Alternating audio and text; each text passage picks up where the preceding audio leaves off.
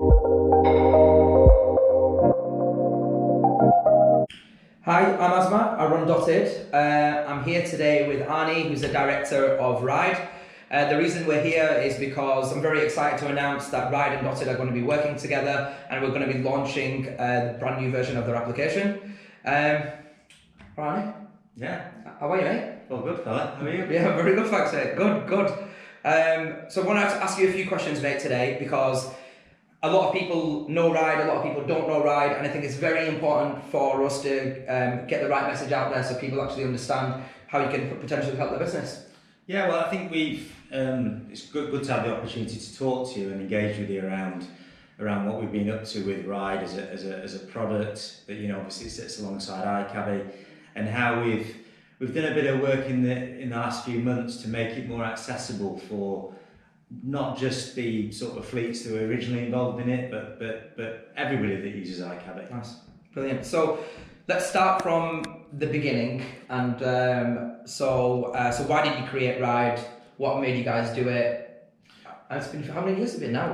Well, it's a good number of years now. I think 3 or 4 years. Yeah. So 4 years. So the answer to that, and the story goes that it was back in the days where the use of apps were becoming more prominent in our industry, and there was a worry, let's say, around controlling the data and who owns the customer, and, you know, using third-party software companies to develop and create those platforms. There was always a bit of anxiety with us and some of my peers around, you know, in the long run, who owns the customer? Because that is always the key, and I think today even more so, paramount.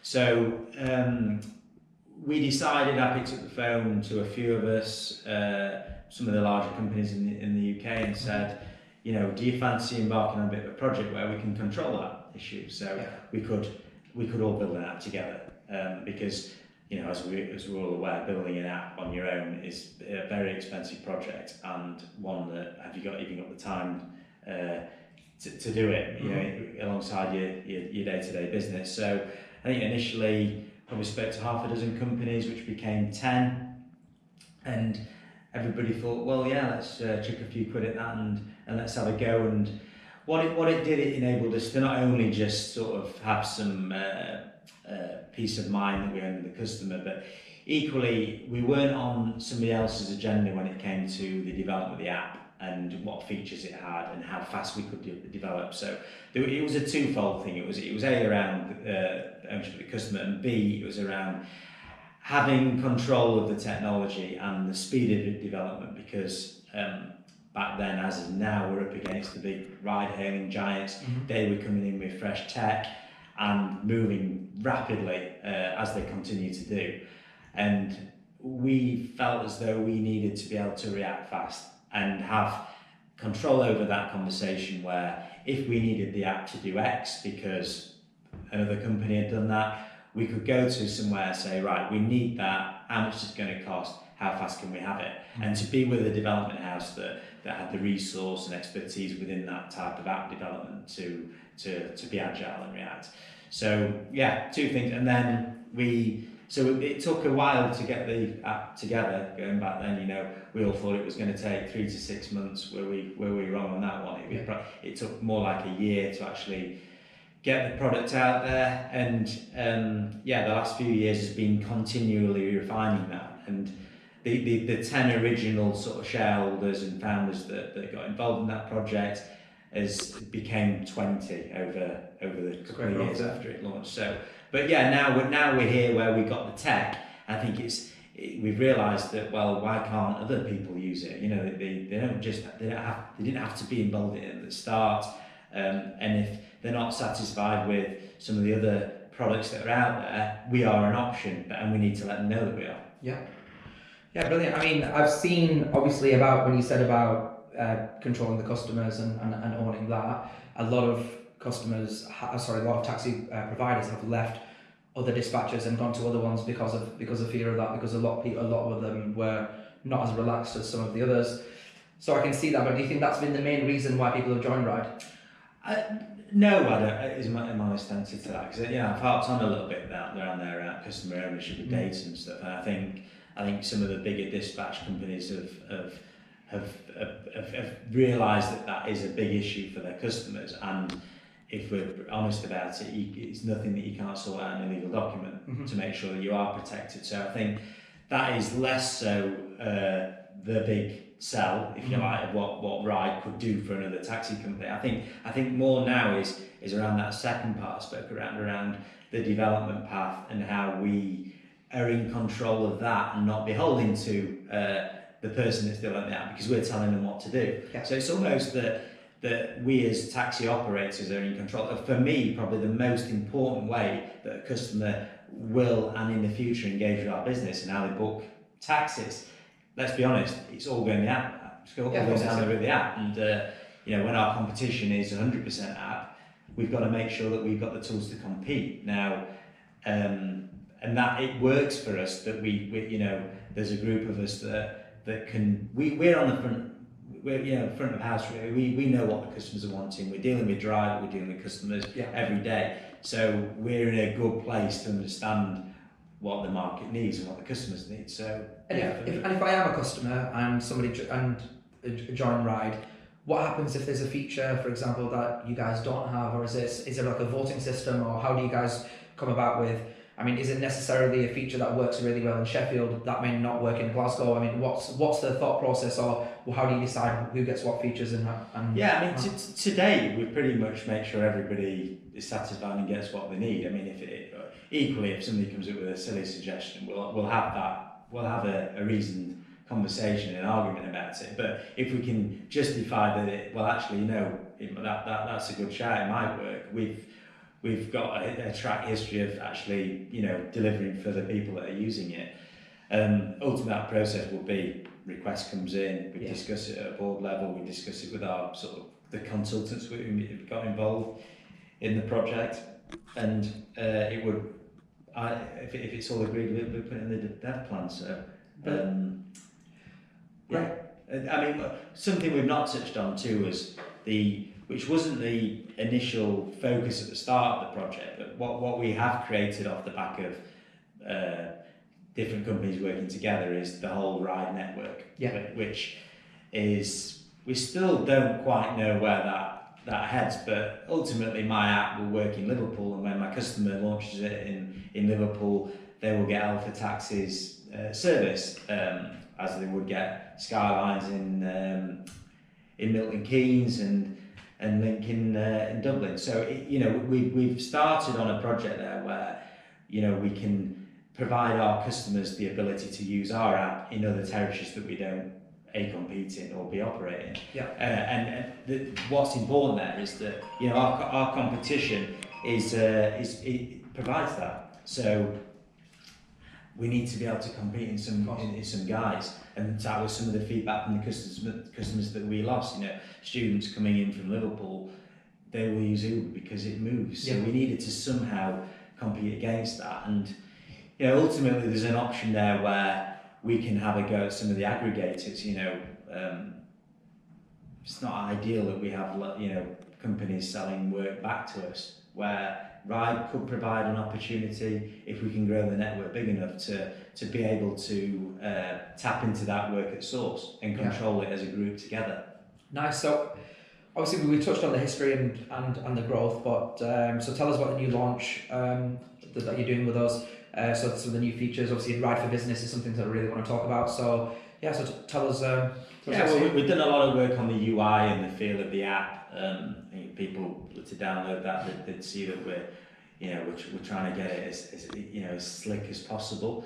One big piece of work that we've done, you've touched on it there, is Riide-for-business, which we're imminently about to launch. Is that we've noticed that been aware that the customers are wanting to use the app, but actually it's not syncing seamlessly across the piece of the dispatch, where if they're an account customer and they've got a secretary booking jobs for them, we needed a platform that tied it all together, and also that the account customer could log into their Riide-for-business portal and get all that information that they need, whether it's invoices, whether it's they want to query jobs, they can do it all online. So we spent a lot of time over the last 6 months scoping that and working out, talking to our account customers, whether that is, you know, a one-man band company, right through to looking at what the larger NHS and council contracts would need to streamline all the KPI reporting and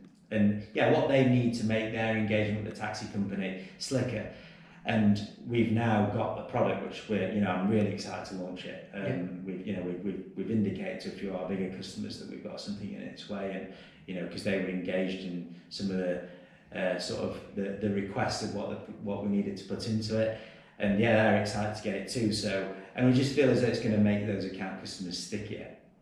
But it's like another string to our bow with Riide, because it's not just the app anymore. Yeah. It's the full sort of the back end way of managing customers and now your account customers, making it all slick. And it's fully tried and tested. Yeah, we've been testing it in some of the bigger sites. So it's been one of them, just to iron out the bugs which you normally have at the start. So when we go live with it, it's been fully QA'd. Okay, brilliant.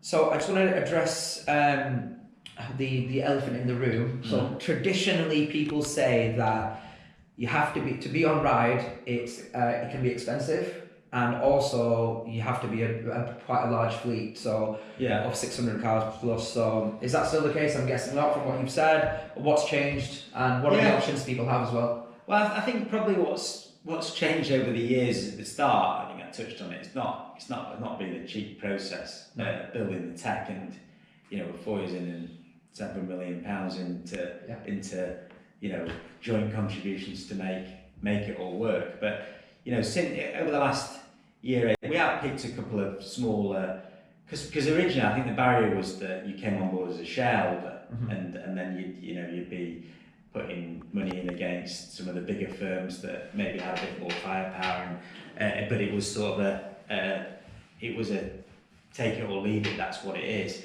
I think that's definitely changed now, because even though if a customer wanted to come on board and they wanted to be a shareholder, so they're involved in the right company, that is an option. They can come in side by side with me, that would have been from day one, or they can buy a few shares if they wanted to invest slightly.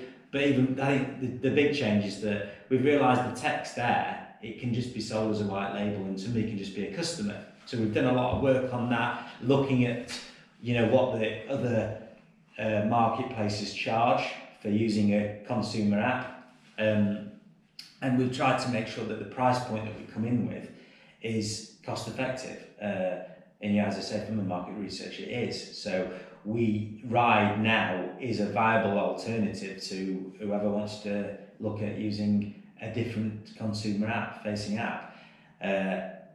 And the cost isn't a barrier, and having to be a shareholder isn't a barrier anymore. So I think that's why it's key that we feel it's the right time now to go to market and tell people that, because I think you're right. I think there's this little stigma that Ride's a closed shop, it's a bit of a clique, it's and you can't get in there. But that is certainly not the case. And I'd convey the opinion of the board there that we want to engage with whoever wants to get involved in it and use the software, because we genuinely feel as though it's as good as anything out there. And geographically, you find anyone nationally coming on board?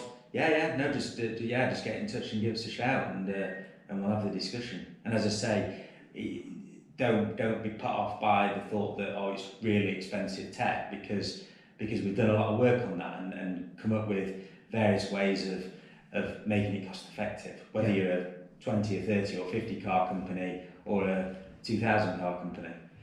Brilliant. I'm going to ask you about a bit of Riide-for-business. Now, so how has your experience in the taxi industry impacted the making of Riide-for-business? I think I touched on it earlier around, if you took us as an example, and we've had plenty of input into Riide-for-business around what we need it to be, and provide for our customers. We're a business that deals with a lot of different types of account customer. So as I said, whether it's a one-man band working on his own that just wants a company account, right through to large NHS contracts that dealing with 1,000 patients travelling in and out, and all the rigorous KPI reporting that those contracts need. I think what we find is that the customer wants, the larger customers especially, they want transparency of what they've ordered, as anybody would when they order a product. So we don't feel as though we've quite had the tools to be able to say, there you go, you can get it all remotely. They're still having to come to us to provide it. Whereas I think for true transparency is at the point of booking, once it's in the system, let them see everything they need to see. Whether it's tracking the car, the price of the job at the end of it, whether they can go and get their invoice there. And what that does effectively is it streamlines your accounting process and your operations process, because all those requests that are coming in at you saying, oh, sorry, we've not paid the invoice, can you send it again, that old one, we sent it you 3 times. Well, to be able to go back and say, well, we don't even have to send it anymore, your invoices will be posted up online, you can get them yourself and credit. So I think the conversations we've had over a number of years around ideally what would your account customers want, and how would you want to be able to book jobs into it. So for example, as I said, you might have your secretary book all your working for you, but you'd be able to open your Ride app and all the information will be there. Yeah. We haven't had that, but now we've got that sort of level of integration. So I've come back. We're really excited to get it out to market and get it. I mean, we've got 3,500 account customers, wow. Which the plan is to switch it onto them pretty much overnight. So, and it's a good story just at the moment, because touch wood, fingers crossed, work's starting to pick back up post COVID.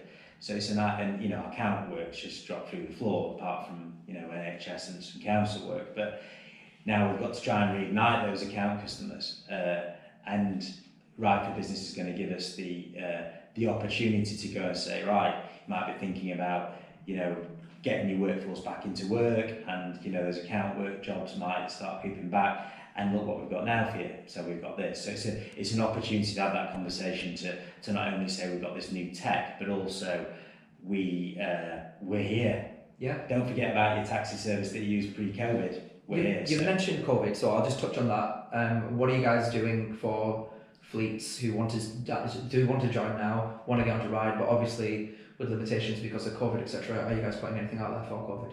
Well, I think that from a commercial point of view, I think we've got some commercial offerings to sort of ease the pain, if you like. Yeah. So if there's a customer that would like to join the sort of Ride family and use the tech, get in touch and let us know is what I would say, if you're interested, and we'll work through that. From a COVID point of view, how we've approached things, it's more general, I suppose, isn't it? But we've gone down the screen route, putting screens into vehicles. Yeah. Half the fleet, maybe a bit more than half now, have got that. We haven't made it mandatory for drivers, because we didn't feel that was the right thing to do at this time. But most drivers have been sensible and adopted a screen. What was beneficial around owning the tech and through this whole COVID period was that we were able to very quickly put a screen option into the app. And we, again, I had peace of mind that we were in control of that. The customer could choose whether they get a car with a screen or not. On the slider, it was in the back end. We had the tech built, so we just put a screen option, which is there, and they can, slide and select. And how, are you getting quite a lot of people wanting to do that? Majority, yeah. Are they? Majority requesting, yeah. That is the feedback from. We did some marketing before and polled a few customers saying, if we put screens into cars, would that make you more inclined to use a taxi? And 90% said yes. So, and it sort of was coming at it from knowledge that it's to say it's the right thing to do, and also from a perception, it sees the companies also doing the right thing to engage with our customers and make it safe for them to get back moving around. But the tech point there is that we were able to change the tech to adapt to the screens very quickly, and also we had a few bites at trying to talk to national contracts and even central government around. We've got 20-odd thousand cars in the Ride network. Obviously, including iCab in that, the number's a hell of a lot larger. But we had the tech in Ride that we could actually connect all the taxi companies up, every one of them. And we've got a portal that somebody could have gone, booked a job in a website, and it would have just filtered to the closest car in the UK.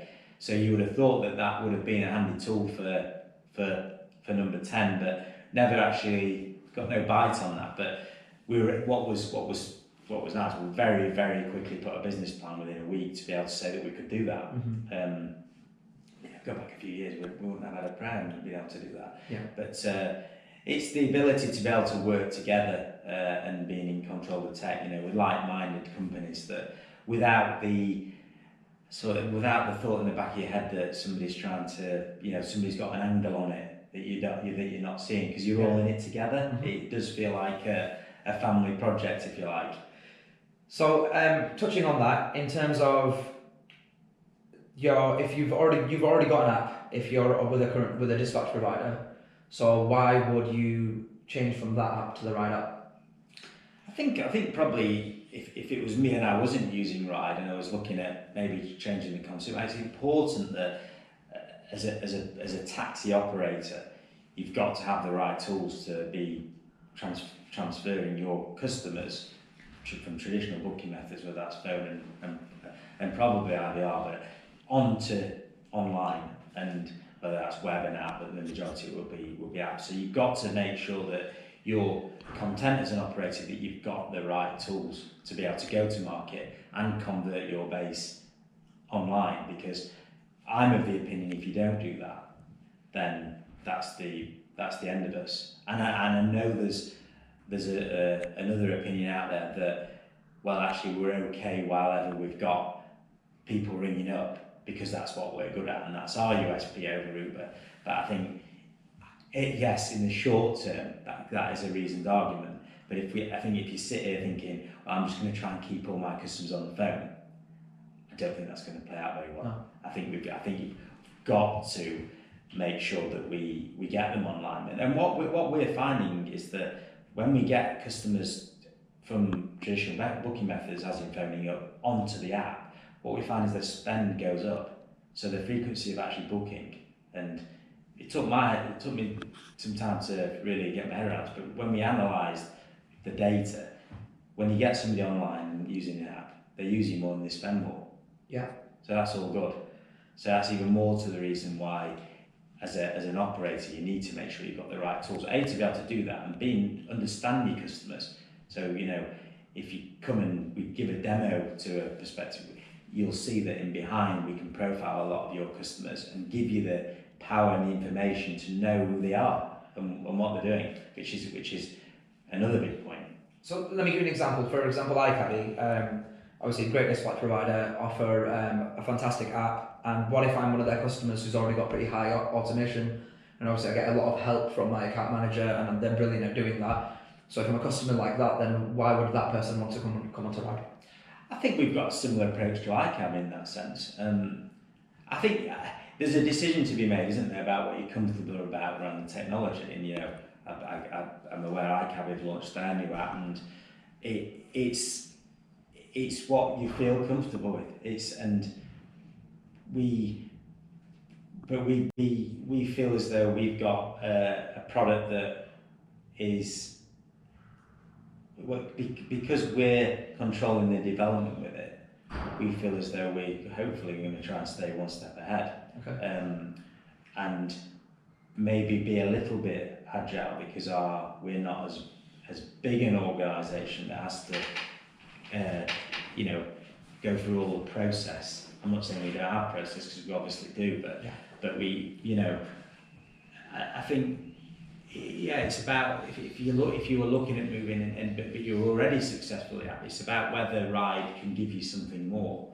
I think we've spoken about in the last 10 minutes that things that we maybe do have a bit of an edge on, whether it's Riide-for-business or the analytics in behind what we're going on with the app and helping you to profile. But we have a team also that will, provide reports and provides assistance in what we think you should be doing to increase those those numbers for the app. So we also provide a managed service as part of, that we'd be happy to discuss. Brilliant. So obviously we're launching this for you on your behalf.